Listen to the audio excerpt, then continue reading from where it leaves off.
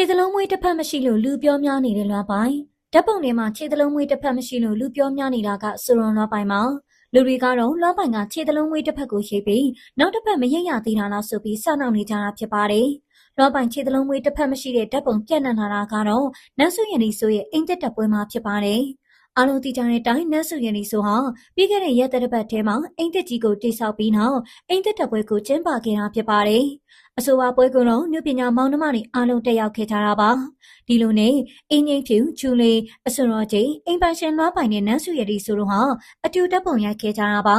ဒီလိုတပ်ပုံရိုက်တဲ့အခါမှာထူးထူးခြားခြားအနေနဲ့လွှမ်းပိုင်ရဲ့ခြေသလုံးတစ်ဖက်ဟာအမွှေးတွေရှိပေမဲ့နောက်တစ်ဖက်ကတော့ပြောင်ချောဖြစ်နေတာဖြစ်ပါတယ်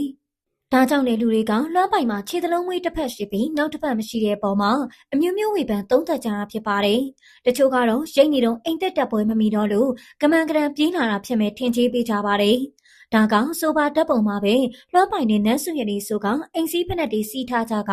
အဲ့တဲ့တွေကမစီးကြလို့လွှမ်းပိုင်နဲ့နန်းစုလက်ထပ်လိုက်ကြပြီလားဆိုပြီးထင်ကြေးပေးနေကြပါတယ်ရှင်။